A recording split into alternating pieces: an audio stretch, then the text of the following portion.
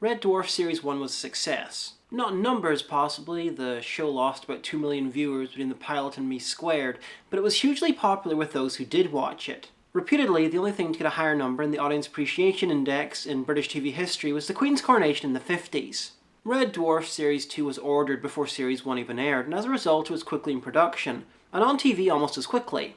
It aired from the 6th of September until the 11th of October 1988, about 6 months after Series 1.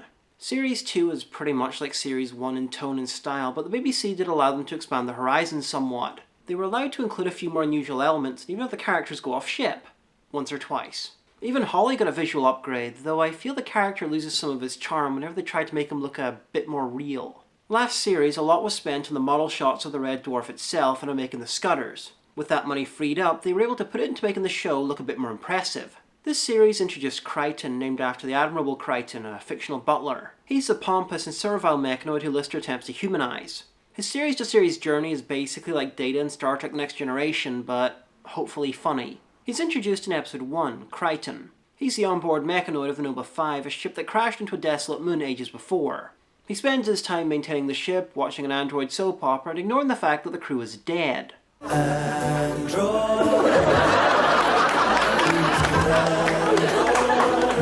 Androids is a parody of Neighbours, an Australian soap opera that only continues because it's popular in the UK.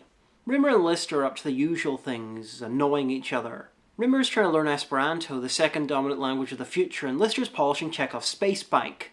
Then Kryten's distress signal arrives. I'm the service mechanoid aboard the Nova 5. We've had a terrible accident. Because Kryten's crew are all women, the Dwarfers are soon on their way to stage a rescue, and they spend much of the next 24 hours getting ready. Lister is beating his socks into wearability and spray painting over holes in his good trousers, while Rimmer's donned his dress uniform. You look like Clive of India. Holly's wearing a wig, and Kat, for his part, is wearing Trump Tower. The loosening up on the BBC's restriction on leaving the ship meant the introduction of the Blue Midget, a small shuttle that'd be replaced very quickly by the far bigger and better Starbug. Anyway, they quickly discover the crew is dead and bring Kryten back with them, where Lister immediately begins encouraging him to break his programming and become more independent. Silly. No, it isn't. Find a planet with an atmosphere and do it. I can't. I'm programmed to serve. The real meat of this episode is about conformity and rebellion, freedom and servitude. Lister's attempts conflicting with Rimmer keeping Kryten enslaved. Drop dead, Rimmer. Already have done. Encore. It's kind of like the treatment of faith in waiting for God, but instead of seeding it throughout the episode, it's a 5-minute blast at the end. It's a conflict that comes to a head when Kryten finally manages to rebel. What are you doing? I think I'm rebelling. Kryten was played by David Ross, and he's fine, though it's a bit jarring to see him if you're only familiar with the later series of the show. Doug Naylor wanted to make Kryten a regular character to solve the problems with Kat's selfishness, Rimmer's intangibility, and Holly's lack of a body that I talked about in the last video. Rob Grant, however, was opposed, and Kryten wouldn't be back until the start of Series 3. In the meantime, he takes Chekhov's space bike and promptly flies straight into an asteroid. Just off screen. Better Than Life is one of several episodes with some parallels to later Star Trek stories. In this case, The Next Generation's The Game. Both did in this deal with the effects of an addictive video game, though the addictive parallels only really come through in the novel version of the story. You see, the Red Dwarf novels are set in an alternate continuity that is usually darker and always more complex than the TV version. Anyway, a mail pod's arrived. It's been tracking them down since they left Earth, and now they've slowed down, it's finally caught up. There's personal letters, a new game called Better Than Life, and even the latest Friday the 13th. Yo, the new Friday the 13th movie? Friday the 13th, part 1649? This episode gives an unusual amount of pathos for the show when Rimmer receives a letter telling him that his father has died. Lister explains how he dealt with his own father's death age 6, while Rimmer talks about his probably insane dad and gives an insight as to why he's the way he is. He had this fixation that we all had to get into the Space Corps. At mealtimes, he'd ask us questions on astronavigation. If we got them wrong, no food. God, Rimmer, how did you cope with that? I didn't. I nearly died of malnutrition. Anyway, how better to cheer him up than with a game of Better Than Life? A VR game that hacks into your mind and uses your subconscious to give you all your greatest fantasies. What could possibly go wrong with that? Well, when filming on this beach, the weather could go wrong. It was so bad they lost a full day's filming. More seriously, in the novel version, almost certain death could go wrong. People would refuse to ever leave.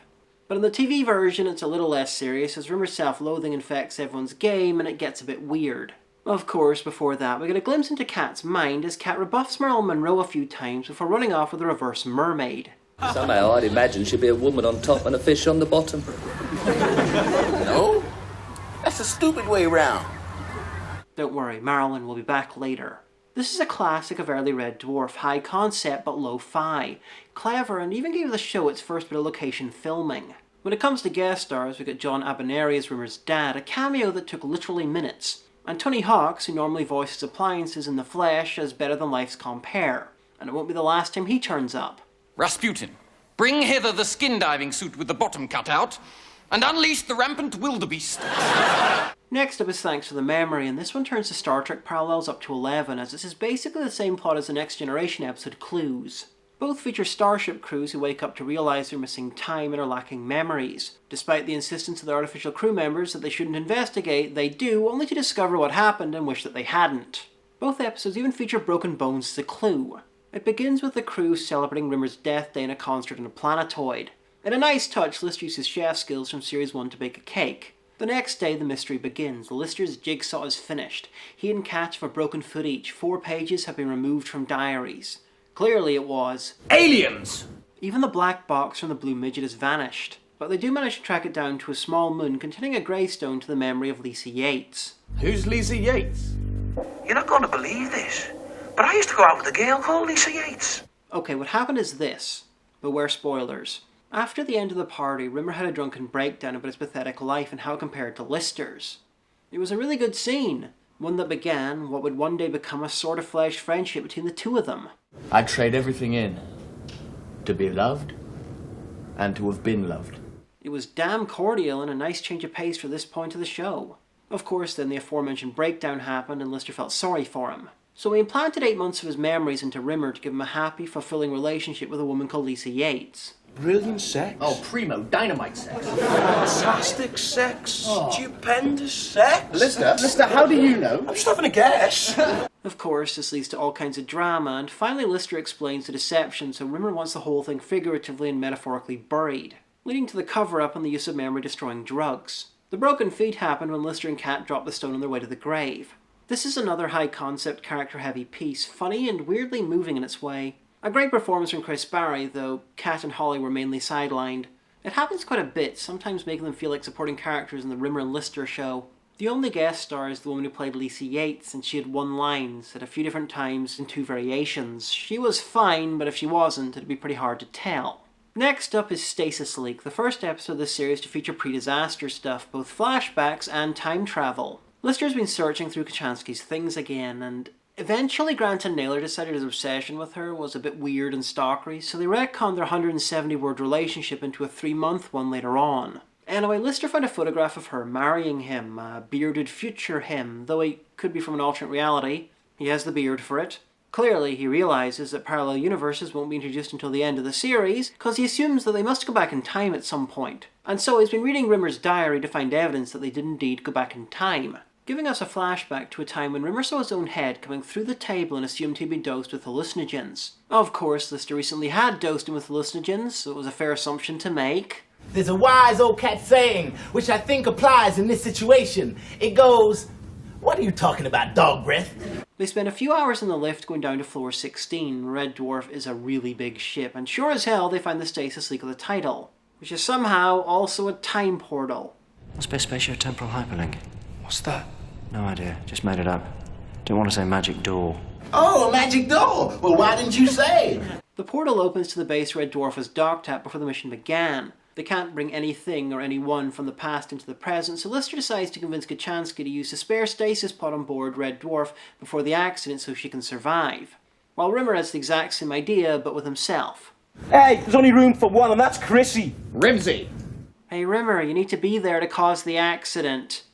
Because you caused the accident. We get the usual shenanigans in the past as Lister accidentally convinces the woman that his friend Peterson wants to seduce that he and Peterson are a couple. Lister, you'll die for this! Cat really wants to do something to all the women he's surrounded by, but he's not sure what. He said no sex ed. Rimmer closes the predestination paradox with his younger self and accidentally encourages himself to assault the captain. So that's good. Anyway, nothing comes from all this and no one's saved. But future Lister does end up marrying Kachansky. It's just a much more future Lister than ours. In a nice connection to the intro, past Lister and Rimmer have been assigned to paint the exterior of the ship.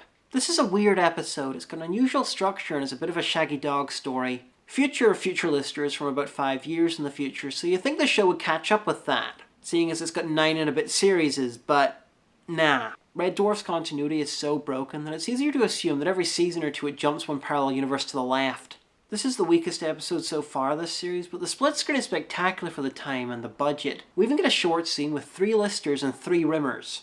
Elisis explains why Kachansky was friendly and flirty with Lister in the pilot, even though at this point in continuity they barely said anything to each other. And she was an officer, while he was literally the lowest ranked human on board. Next is Queeg, named after Captain Queeg from the Caine Mutiny and played by Charles Oggins, Danny John Jules' dancing teacher. This was the first of 3 episodes of Red Dwarf that Oggins worked on, and far from the only project he did with Danny John Jules. Oh no, they worked on Labyrinth together. Oh yes, that Labyrinth. Oggins was a choreographer and they both played Fireys. Anyway, the episode begins with Rimmer cheating to beat a scudder at drafts, or checkers if you're a crazy yank person. So far, so normal. After a meteor strike nearly levels the computers controlling hologram projection and Lister is almost killed... A white cable. Yep.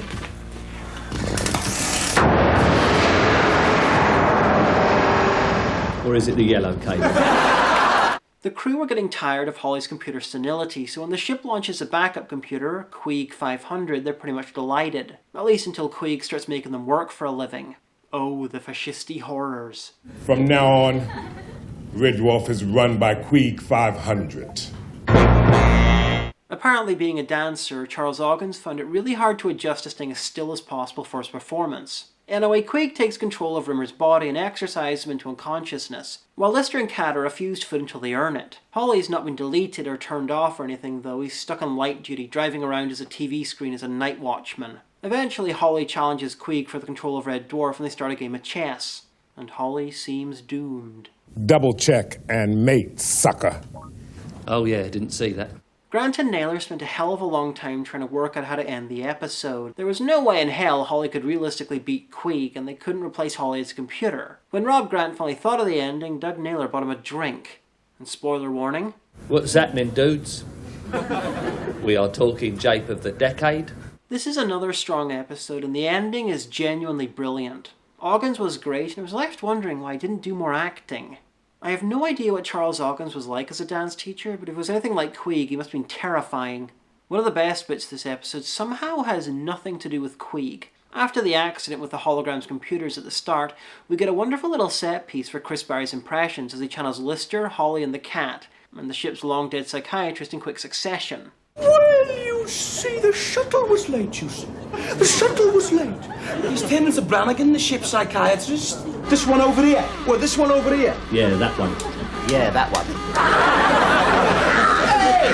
Now he's me! Next is the series finale, Parallel Universe. It does what it says in the tin, and opens with Cat dreaming a song and dance number called Tongue-Tied, which years later was re-recorded and released as a single alongside a cover version of the Red Dwarf theme. The sequence was choreographed by a guy called Charles Oggins, who I'm sure you've never heard of. It was originally supposed to be a short sequence, but eventually it just ballooned into a mini music video. It turns out that Rimmer has a long history of trying to seduce women via hypnosis. Anyway, when we got to the restaurant, she must have had an attack of nerves or something. She said she was going to the loo and ended up climbing out of the toilet window. He learned the disastrous technique from a book, and honestly, this whole scene is like an accidental parody of Rush V about 25 years early. Holly has invented a new form of travel, the Holly Hop Drive, which allows instant travel to anywhere in the universe. And I'm sure you can't wait to see how it messes up horribly. We're going to die.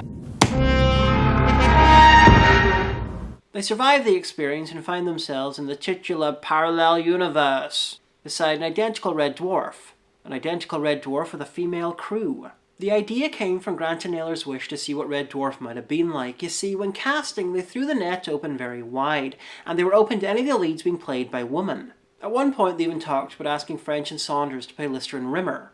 And remember, Holly was originally scripted as female. Femme Lister is played by Angela Bruce, who played the Brigadier's replacement Bambera in classic Who. And Femme Rimmer is played by Suzanne Bertish, probably most famous as a regular in Rome. Holly's counterpart is Hilly, played by Hattie Hayridge, and it's not the last you'll see of her. Not all the alternate crew are female though. Grant and Naylor wanted to mess with expectations there. That's why we got the dog. I think he's in for a bit of a shock. Why? His opposite isn't female. What is it? It's a dog.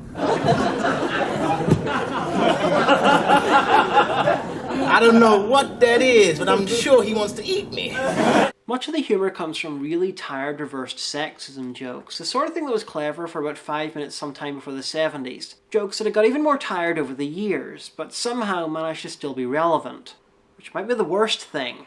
You're not one of those boring masculinists, are you?